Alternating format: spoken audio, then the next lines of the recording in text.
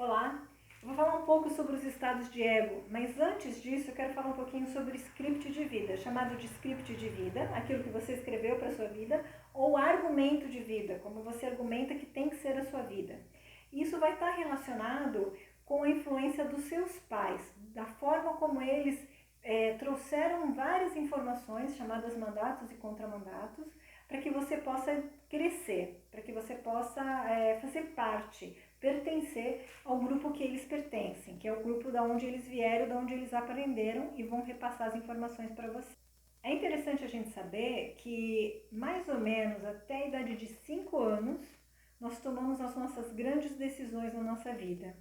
E que se a gente decide, né, ser saudável, ter êxito, casar, não casar, isso tem a ver com os scripts de vida que a gente escreveu para nós. À luz da constelação familiar, a gente pode entender que o script de vida é como se fosse o resultante dos emaranhados familiares e das nossas lealdades às pessoas do nosso sistema. E é interessante que o Hellinger descobriu que o script de vida reflete o pertencimento de cada pessoa no seu sistema familiar. Para explicar um pouco essa questão do script de vida, a gente tem que entender que a gente recebe mandatos, depois a gente vai ter o vídeo sobre os mandatos, que vão nos orientando como nós devemos viver a nossa vida. É como se fossem normas, condutas, regras que a gente tem que obedecer, né? E elas são transmitidas de uma forma tão profunda que nós realmente acreditamos, né? Então imagine alguns exemplos, eu vou ler aqui para vocês alguns exemplos. Imagine que a pessoa pequenininha, né, ela entenda dentro da sua vida e vai fazer um script da sua vida para isso, que eu só posso viver desde que eu agrade alguém. Só é possível eu viver desde que eu agrade alguém. Se eu agradar, então eu posso sobreviver. Se nós colocarmos isso dentro de um contexto, imagine uma mãe que não queira aquela criança e que ela, por alguma razão, não quis abortar ou não conseguiu abortar, enfim, alguma razão ela ficou com aquela criança, mas ela não quer cuidar daquela criança. Então, assim, ela passa uma série de mensagens para aquela criança não perturbar, não incomodar. Se você não me incomodar, você vive. Então, assim, contanto que eu agrade alguém, essa criança entende, né? Ok, né? Então eu posso sobreviver, eu posso existir. E aí ela vai crescer, vai querer agradar o tempo todo. Ela põe no script de vida dela, para que eu possa viver, eu preciso agradar alguém, né? Então ela recebe mandatos, né, dos seus pais e ela trabalha com uma decisão a partir, né, do que ela decide que é melhor para ela. Eu vou te dar um outro exemplo também.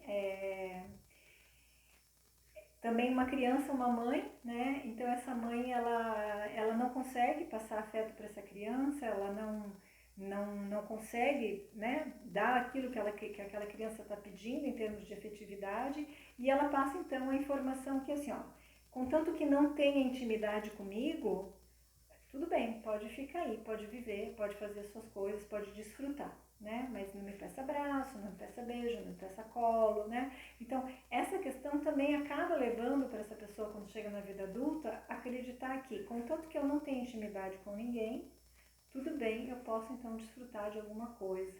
Então, isso vai influenciar em relacionamentos afetivos, vai influenciar em vínculos, vai influenciar na afetividade desse adulto. Então, tudo isso a gente faz no script de vida, né? Vamos imaginar também um outro caso que tem aqui no exemplo, que assim, imagine uma mãe que ela rejeita o bebê porque ele veio muito rápido, né?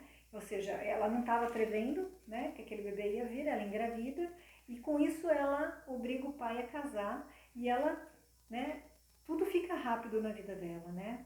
E aí ela traz uma mensagem para aquela criança: não confie em ninguém, pois te pegam. Talvez assim a mensagem, né, que tá aqui, ó, confiei no teu pai e olha o que aconteceu, eu engravidei, né?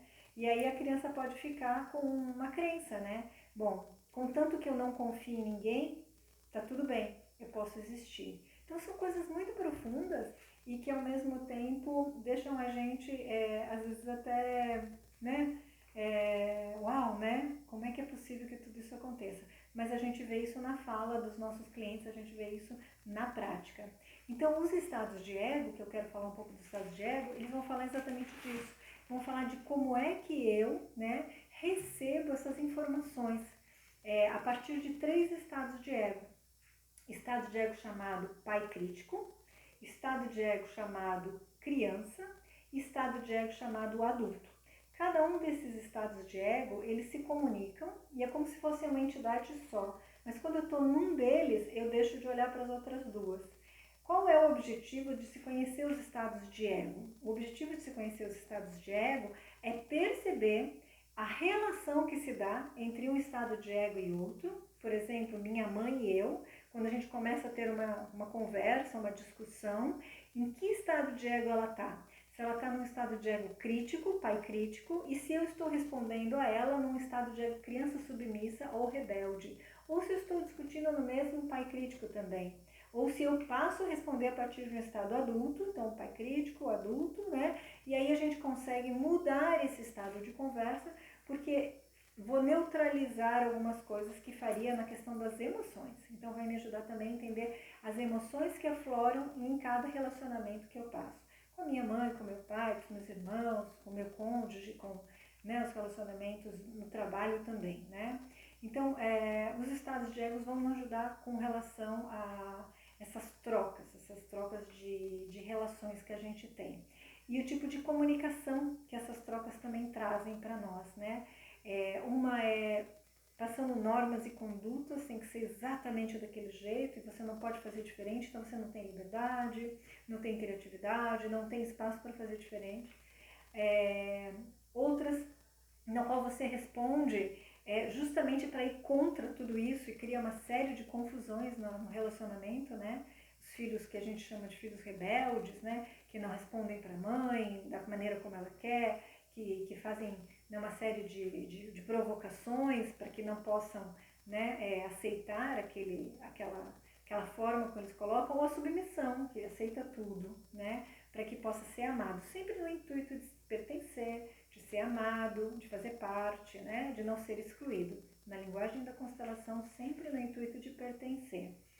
E à medida que eu vou aprendendo isso a partir do meu adulto mesmo, né? Porque eu tenho idade adulta para olhar para isso, criança não consegue. A partir do meu estado adulto mesmo, e aí o meu estado de ego, que é o estado de ego que olha para tudo isso e consegue identificar qual é a melhor posição, qual é a melhor resposta, qual é a melhor capacidade de responder aquele estímulo que eu estou recebendo. Bom, depois eu vou aprofundar um pouco mais sobre os estados de ego, mas vou passar um material para vocês irem lendo e vou passar um exercício para vocês também, para vocês experimentarem, observar os estados de ego, né? Que estados de ego que vocês estão mais praticando no dia a dia, né? Será que é o pai crítico? Será que é a criança rebelde? Será que é a criança livre? Será que é o pai nutritivo? Então eu vou passar esse material e aí a gente vê, gente, como é que fica a gente entrar numa sala, numa live, numa conversa, para a gente poder trocar, né, a experiência, tirar um pouco de dúvida e seguir com os próximos vídeos para a gente ir amadurecendo como é que a gente faz essa troca do conhecimento da análise transacional, tá bom? Um beijo para vocês, um abraço sistêmico e até breve.